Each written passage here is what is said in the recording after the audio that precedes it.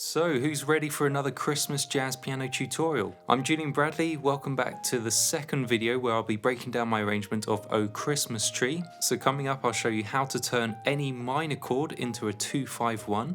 I'll also show you how to create a cycle of fifths chord progression leading up to any target chord. And I'm going to share with you one of my favourite voicings for a dominant 7 sharp 11 chord. So with that said, we're going to get straight in, enjoy this lesson, and I'll talk to you on the other side. So the next step is I like to write my bass line. I really like my arrangements to have a strong bass line, and I like my bass lines to be a melody. So I treat these as a second melody, and I want them to be singable to the listener. So a lot of my bass lines I like to feature stepwise movement, bass lines that move in step. And this bass line starts off in step. So I just walk down from E flat, D, C, and at this point when I'm just writing the bass line, I don't know what the chords are going to be yet. I have my target chords in place, but right now I'm just writing a bass line that has a melodic feel. And when I got to this C, I think my ear was just hearing a C minor 7 chord. Often I'm trusting my ear to guide me with my composition. And when I play a C minor 7 chord, the next logical chord for me in jazz is always going to be upper fourth, and to play a dominant 7, here's a F dominant 7. Why is this so natural to me? Well, you're basically taking a minor chord and you're turning it into the 2 chord of a 2-5-1. So C minor 7, it's just so easy to just change the 7th to an F dominant 7. And as soon as I played this, it just worked, so I went with this chord. Then we have our 2-5-1 in E flat major.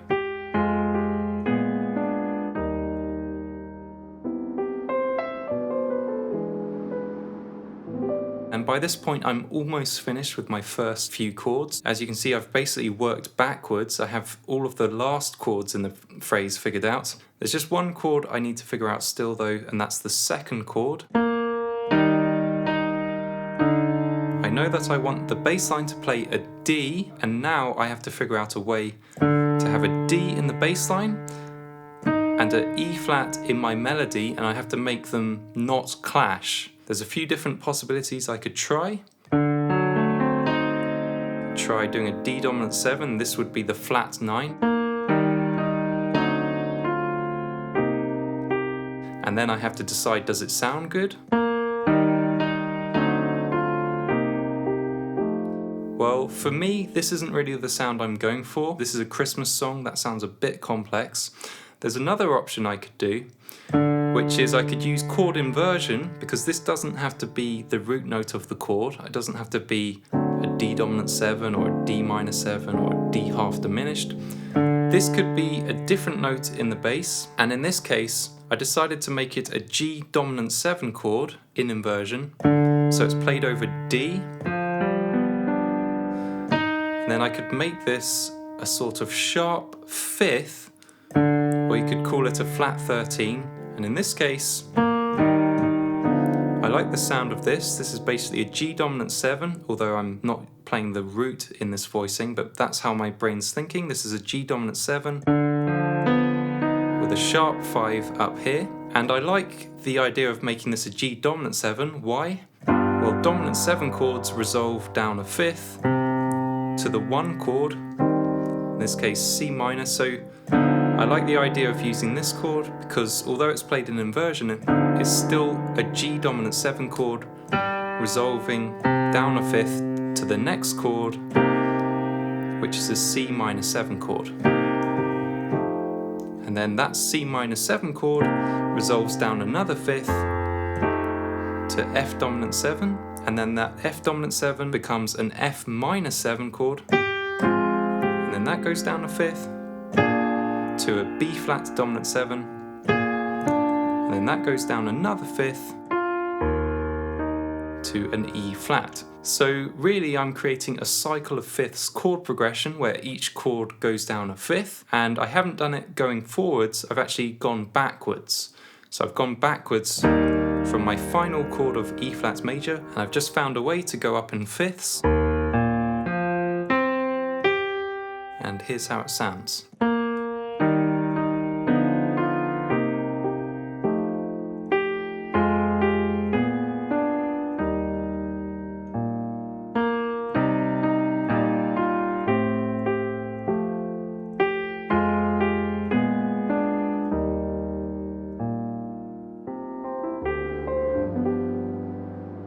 So now let's look at this section.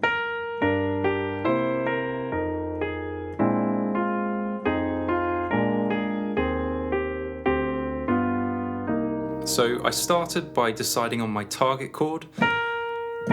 When I play this B flat, I feel that I want to hear a G minor 7 chord. My ear is telling me I want to hear this chord. And once I play that chord, I decided I wanted to play a 2-5-1. So G minor 7 would be the 2 chord.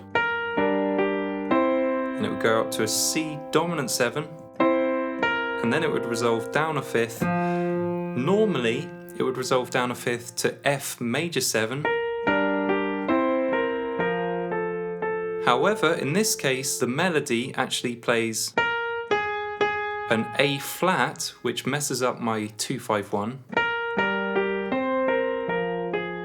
So I had to adapt, and I decided to make the 1 chord an F minor 7 chord.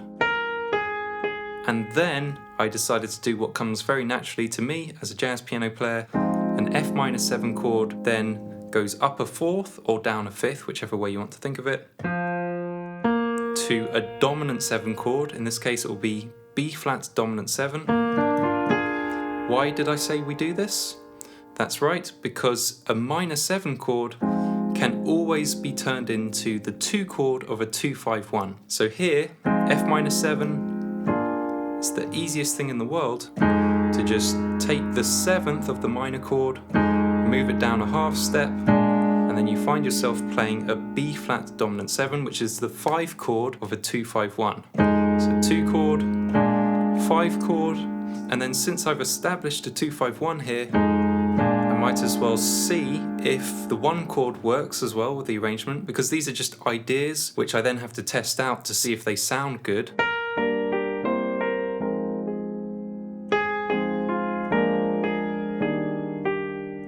And in this case, it actually works well with the melody, because G is a chordal tone of E flat major.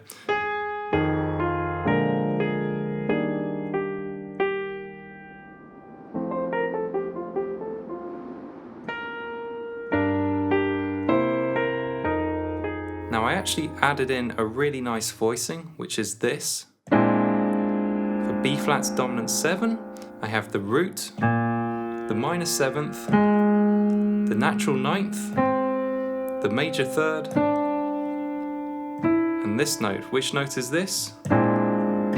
Which chord extension? Well, E natural is the sharp 11th of B flat. It's okay if you said sharp 4, it's still the same note, but on dominant 7 chords it's actually correct to call it a sharp 11. And this has this tension, it's a tension note, it wants to resolve up a half step to the 5th of the chord, and I let it do that. So it sounds like this.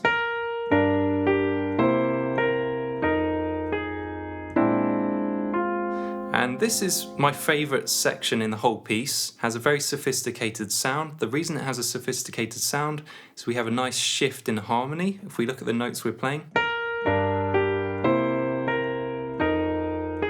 On this measure, we're playing an E flat, and then when we go to the next chord, we have an E natural. And this is how you create a sophisticated sound in jazz. You create these shifts in harmony where you're trying to change the scale to a scale that has as many notes different as the chord before. And with this F minor 7 chord, we had an E flat, and then we had actually we had both notes either side of an E flat,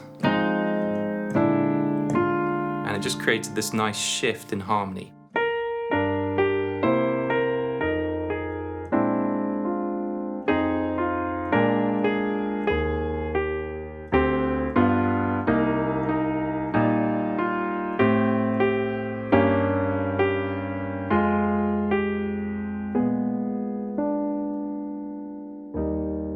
So I hope you enjoyed this Christmas edition video. If you did, I would really appreciate a thumbs up. And if this is the first video of mine you've seen, make sure you don't miss out on future videos by subscribing to my channel. Now you can download the sheet music to this arrangement absolutely free just by clicking on the link below. Enter your email, you'll receive an automatic email from me with the sheet music attached. You can print it out from home and start playing it today. So that's it for this time. I'm Julian Bradley, thank you for watching, and I'll see you next time.